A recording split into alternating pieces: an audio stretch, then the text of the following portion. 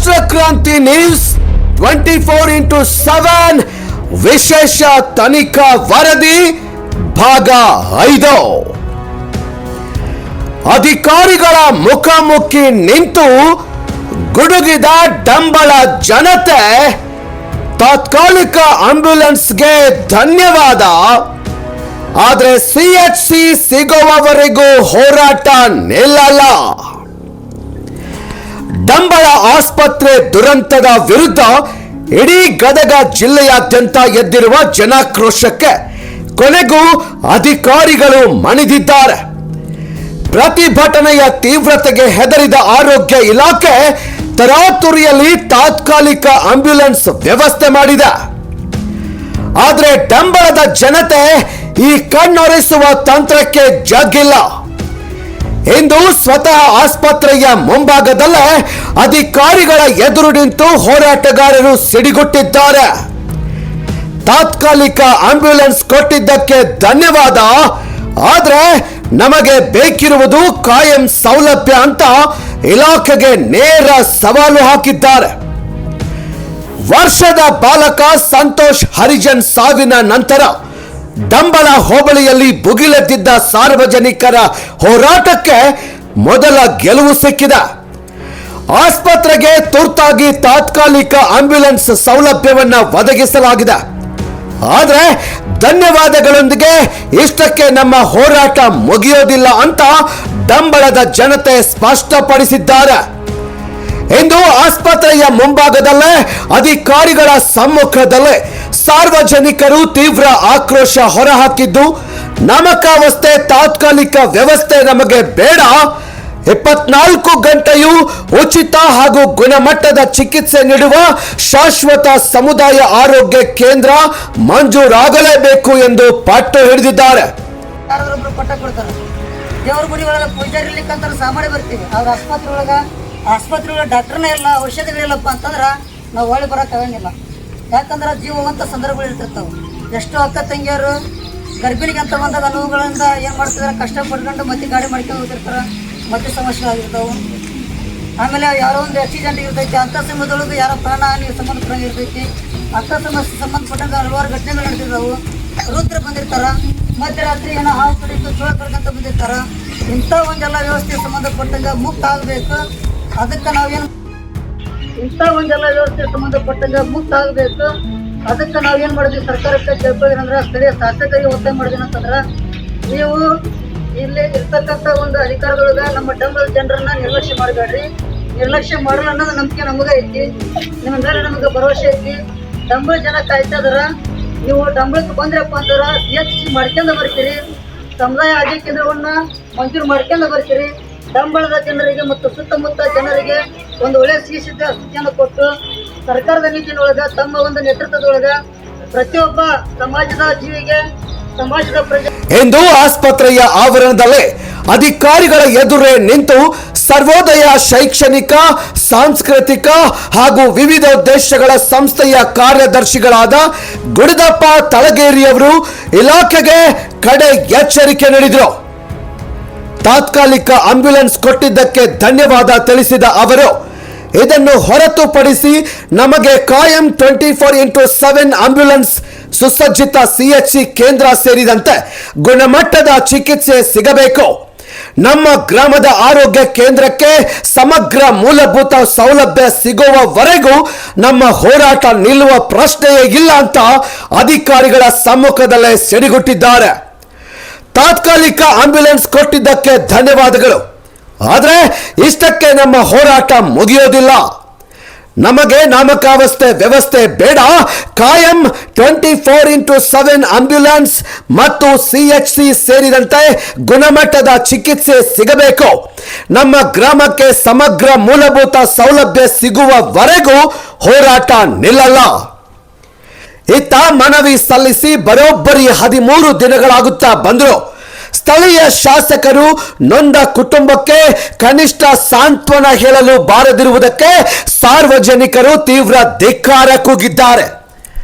ಸರ್ಕಾರಕ್ಕೆ ನೀಡಲಾದ 15 ದಿನಗಳ ಗಡುವಿನಲ್ಲಿ ಇನ್ನು ಕೇವಲ 2 ದಿನಗಳು ಮಾತ್ರ ಬಾಕಿ ಉಳಿದಿದ್ದು ಅಷ್ಟರೊಳಗೆ CHC ಮಂಜೂರಾತಿಯ ಅಧಿಕೃತ ಆದೇಶ ಬರದಿದ್ರೆ ಊರಿನ ಸಮಸ್ತ ಪ್ರಜೆಗಳು, ವಿವಿಧ ಸಂಘಟನೆಗಳು ಹಾಗೂ ನೂರಾರು ತಾಯಂದಿರೊಂದಿಗೆ ಗದಗ ಜಿಲ್ಲಾಧಿಕಾರಿಗಳ ಕಚೇರಿಯವರೆಗೆ ಬೃಹತ್ ಪಾದಯಾತ್ರೆ ನಡೆಸಿ ಧರಣಿ ಸತ್ಯಾಗ್ರಹ ಹಮ್ಮಿಕೊಳ್ಳುವುದು ನಿಶ್ಚಿತವಾಗಿದೆ. ಸುಭದ್ರ ಆರೋಗ್ಯಕ್ಕಾಗಿ ಆರಂಭವಾಗಿರುವ ಈ ಮಹಾ ಜನಾಂದೋಲನ ಕಾಯಂ ಆದೇಶ ಬರುವವರೆಗೂ ನಿಲ್ಲುವುದಿಲ್ಲ ಅಂತ ಹೋರಾಟಗಾರರು ಖಡಕ್ ಸಂದೇಶ ರವಾನಿಸಿದ್ದಾರೆ. Rashtrakranti news 24x7 Gadag. ಮತ್ತೆ ನಿಮ್ಮ ಭೇಟಿ ಮುಂದಿನ ಭಾಗದಲ್ಲಿ. ಅಲ್ಲಿಯವರೆಗೂ ನೋಡ್ತಾ ಇರಿ ರಾಷ್ಟ್ರಕ್ರಾಂತಿ ನ್ಯೂಸ್.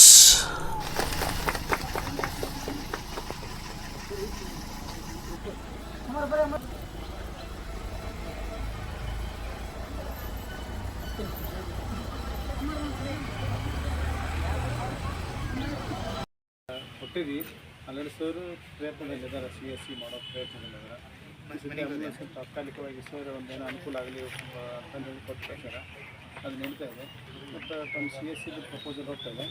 ಆದರೆ ಆಂಬುಲೆನ್ಸ್ ಏನಿತ್ತನ ಆ್ಯಸ್ ಪರ್ ನಾವು CS ಸೆಂಟರ್ ಮಾಡೋಕ್ಕಂತಂದು ಏನು 15 ದಿನಕ್ಕೆ ನಾವು ಕರೆ ಕೊಟ್ಟಿದ್ದೇವೆ. 15 ದಿನದೊಳಗನ ಸಮುದಾಯ ಆರೋಗ್ಯ ಕೇಂದ್ರ ಮಾಡಿರಿ ಅಂತಂದೇಳಿ. ನಮಗೆ ವೈಯಕ್ತಿಕವಾಗಿ ಅನ್ನೋದಕ್ಕಿಂತ ಈ ಡಂಬಳ ಗ್ರಾಮದ ಪ್ರತಿಯೊಬ್ಬರ ಹಲವಾರು ಆಸ್ಪತ್ರೆ ಸಂಬಂಧಪಟ್ಟಂಗ ಸಮಸ್ಯೆಗಳ ಬಗ್ಗೆ ನಿಮಗಾಗಲೇ ಗೊತ್ತಿದ್ದ ವಿಷಯ ಐತಿ.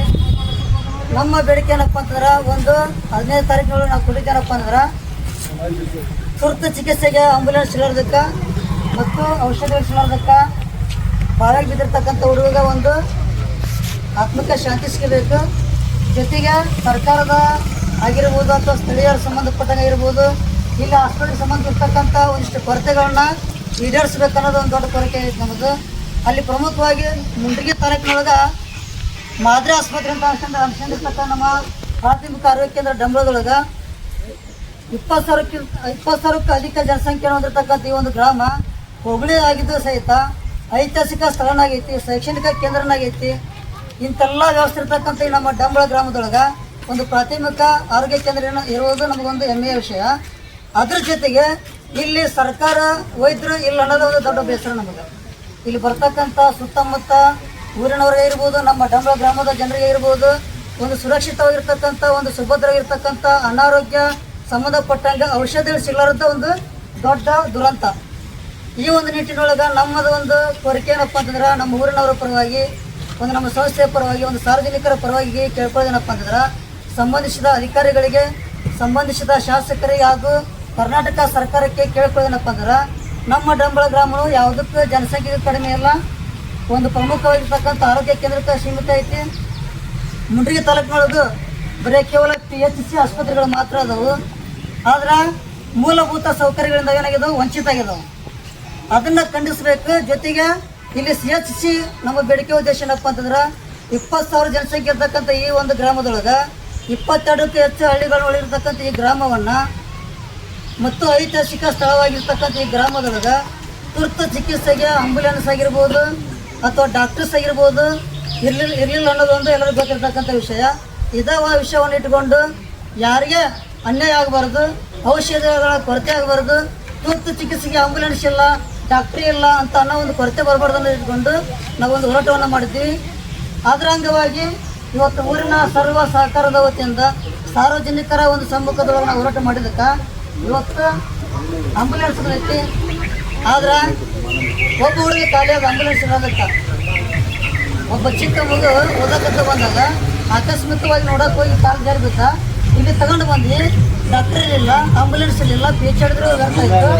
ಒಂದೇ ಮಾತು ಹೇಳಿದ್ರೆ ಏನು ಡಾಕ್ಟರ್ ಅಂದ್ರೆ, ಆಂಬುಲೆನ್ಸ್ ಮುಖಾಂತರ ಬಂದಿದ್ರ ಆಕ್ಸಿಜನ್ ಹಚ್ಚಿ ಕರ್ಕೊಂಡಿದ್ರು, ಆ ಮಗು ಉಳಿತಿದ್ರು ಅಂತೇಳಿ ಅದ ಉದ್ದೇಶ ಇಟ್ಕೊಂಡು ಮತ್ತೆ ಯಾರಿಗೆ ತೊಂದರೆ ಆಗ್ಬಾರ್ದು ಅನ್ನೋದು ಉದ್ದೇಶ ಇಟ್ಕೊಂಡು ನಾವು ಸ್ಟಾರ್ಟ್ ಮಾಡಿದ್ವಿ. ಇವತ್ತು ಆ ಹುಡುಗಿಲ್ಲ, ಇವತ್ತು ಆ ಹುಡುಗಿ ಇರ್ಲಿಕ್ಕಂದ್ರೆ ಇವತ್ತು ಹತ್ತಿನ ಹೆಸರಿಲ್ಲ. ನಾವು ಊರಿಗೊಂದು ಆಂಬುಲೆನ್ಸ್ ಹೋಯ್ತಪ್ಪ ಅಂತೀರ, ನಾನು ಹತ್ತಿರ ನಾವು ಗೌರವಪೂರ್ವಕ ಹುಡುಗ ನಾವು ಏನು ಮಾಡಬೇಕಾಯ್ತು ಅಂತ ನಮಸ್ಕಾರ ಸಲ್ಲಿಸಬೇಕಾಗೈತಿ, ನಮನವನ್ನು ಸಲ್ಲಿಸಬೇಕಾಗೈತಿ. ಯಾಕಪ್ಪ ಅಂದ್ರೆ ಇವತ್ತು ಆ ಹುಡುಗಾಗಿರ್ತಕ್ಕಂಥ ಸಮಸ್ಯೆ ಇಟ್ಕೊಂಡು ನಾವು ಇವತ್ತು ಏನು ಮಾಡಿದ್ವಿ, ಹೋರಾಟ ಮಾಡಿದ್ವಿ, ಬೇಡಿಕೆ ಇರ್ತೀವಿ. ಇವತ್ತು ಅಂಥ ಘಟನೆಗಳು ಆಗ್ಬಾರ್ದು ನಾವು ಉದ್ದೇಶ ಇಟ್ಕೊಂಡು ಬಂದಿದ್ದಕ್ಕೆ ಇವತ್ತು ಆಂಬುಲೆನ್ಸ್ಗೆ ಆಡಳಿತ ವರ್ಗಕ್ಕೆ ನಾವೇನು ಮಾಡ್ತೀವಿ, ಇವತ್ತು ತಾಲೂಕು ವೈದ್ಯಾಧಿಕಾರಿ ಇರ್ಬೋದು, ನಮ್ಮ ಡಂಗಳಲ್ಲಿರ್ತಕ್ಕಂಥ ವೈದ್ಯಾಧಿಕಾರಿ ಇರ್ತಕ್ಕಂಥ ಶಂಕರ್ ಸರ್ ಆಗಿರ್ಬೋದು, ಅವರ ಸಿಬ್ಬಂದಿವರಿಗೆ ಆಗಿರ್ಬೋದು, ಆಮೇಲೆ ಜಿಲ್ಲಾ ವೈದ್ಯಾಧಿಕಾರಿ ಆಗಿರ್ಬೋದು, ಎಲ್ಲರೂ ಸಹಿತ ಒಂದು ಸಹಕಾರದೊಂದಿಗೆ ಇವತ್ತು ಏನಾಗೈತಪ್ಪ ಅಂದ್ರೆ ಸರ್ಕಾರದ ನಿಟ್ಟಿನೊಳಗೆ ಏನು ಕರ್ತವ್ಯ ಆಗಬೇಕು ಅದು ಆಗೈತಿ, ಅದು ಬಂದೈತಿ. ಹಾಗಾಗಿ ನಮ್ಮ ಒಂದು ಸರ್ವೋದಯ ಶೈಕ್ಷಣಿಕ ಸಂಸ್ಥೆ ವತಿಯಿಂದ ಆಗಿರ್ಬೋದು, ಅಹಿಂದ ಸಂಘಟನೆಯಿಂದ ಆಗಿರ್ಬೋದು, ತುಂಗಭದ್ರಾ ಕಾರ್ಮಿಕರ ಸಂಘ ಇರ್ಬೋದು, ರೈತ ಸಂಘಟನೆಯಿಂದ ಆಗಿರ್ಬೋದು, ಎಲ್ಲರೂ ಯುವಕರಿಂದ ಆಗಿರ್ಬೋದು ಇವತ್ತು ಬಂದೈತಪ್ಪ ಅಂದ್ರೆ ಅದಕ್ಕೆ ನಾವು ಊರಿನ ಪರವಾಗಿ ಅವ್ರಿಗೆ ಏನು ಮಾಡ್ತಿದ್ದೀವಿ ಅಂದರೆ ಒಂದು ಕೃತಜ್ಞತೆಯನ್ನು ಸಲ್ಲಿಸ್ತಾ ಇದ್ದೀವಿ. ಇದು ಅವರಲ್ಲಿ ಇರ್ತಕ್ಕಂಥ ಒಂದು ಯಾವುದೇ ಇದು ಭಿನ್ನಾಭಿಪ್ರಾಯಗಳಿರೋದಿಲ್ಲ. ವಿಶೇಷ ಏನಪ್ಪ ಅಂದ್ರೆ ನಮ್ಮ ಊರಲ್ಲಿರ್ತಕ್ಕಂಥ ಕನ್ನಡಪ್ರಭ ವರದಿಗಾರ ಇರ್ತಕ್ಕಂಥ ರಿಯದರಿಯರಾಗಿರ್ಬೋದು, ಆಮೇಲೆ ಪ್ರಜಾವಾಣಿ ವರದಿಗಾರಿರ್ತಕ್ಕಂಥ ಲಕ್ಷ್ಮಣ ದೊಡ್ಡಮನೆ ಆಗಿರ್ಬೋದು, ವಿಜಯವಾಣಿ ಆಗಿರ್ತಕ್ಕಂಥ ವಿಜಯ ಸಹೋದರ ಆಗಿರ್ಬೋದು, ಜೊತೆಗೆ ಇದೇ ಊರಲ್ಲದನ ರೋಣದೊಳಗೆ ಇರ್ತಕ್ಕಂಥ ಒಬ್ಬ ರಾಷ್ಟ್ರಗಾಂಧಿ ನ್ಯೂಸ್ ಅಂದಪ್ಪ ಮಾದರ್ ಅಂತ ಇರ್ಬೋದು, ಆಮೇಲೆ ನಮ್ಮ ಮರ್ಯಾದೆ ಅಂತ ಅದರ ಅವ್ರ ಪ್ರತಿನಿತ್ಯದ ಸಹಿತ ಏನು ಮಾಡ್ತದಪ್ಪ ಅಂತಂದ್ರೆ ನಮ್ಮ ಡಂಬಳದ ಆಸ್ಪತ್ರೆಗೆ ಸಂಬಂಧಪಟ್ಟಂಗಿರ್ಬೋದು, ಸಮಸ್ಯೆಗೆ ಸಂಬಂಧಪಟ್ಟಾಗಿರ್ಬೋದು, ಹಲವಾರು ಪತ್ರಿಕೆಗಳ ಮುಖಾಂತರ ಬರೆದು ಸಂಬಂಧಿಸಿದ ಅಧಿಕಾರಿಗೆ ಒಂದು ಅರಿವನ್ನು ಮೂಡಿಸ್ತಾ ಇದ್ದಾರೆ. ಹಾಗಾಗಿ ನಮ್ಮೆಲ್ಲರ ಪರವಾಗಿ ಆ ಮಾಧ್ಯಮದವರು ಸಹಿತ ನಾವು ಗೌರವಪೂರ್ವಕ ಅವರಿಗೆ ಧನ್ಯವಾದ ಸಲ್ಲಿಸ್ತಾ ಇದ್ದೇವೆ. ಮತ್ತು ಇನ್ನೊಂದು ನಿಮ್ಮಲ್ಲಿ ಕೇಳ್ಕೊಳ್ಳಿ ಏನಂತಪ್ಪ ಅಂತಂದ್ರೆ ಒಂದು ಹುಡುಗರ ಸಮಸ್ಯೆ, ಒಬ್ಬರ ಸಮಸ್ಯೆ, ಒಂದು ಕುಟುಂಬ ಸಮಸ್ಯೆ ಅಂತ ಅನ್ಕೊಂಡು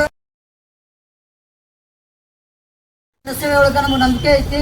ನೀವು ಅದನ್ನು ದಯವಿಟ್ಟು ಈಡೇರಿಸಿ ಅಂತ ಅಂದ್ಕೊಂಡು ಮತ್ತು ನಾವು ಸರ್ಕಾರಕ್ಕೆ 10 ದಿನ ಟೈಮಿಂಗ್ ಕೊಟ್ಟಿದ್ವಿ. ಆ ಟೈಮಿಂಗ್ದೊಳಗೆ ಇನ್ನೂ 2 ದಿನಗಳು ಬಾಕಿ ಅದಾವು.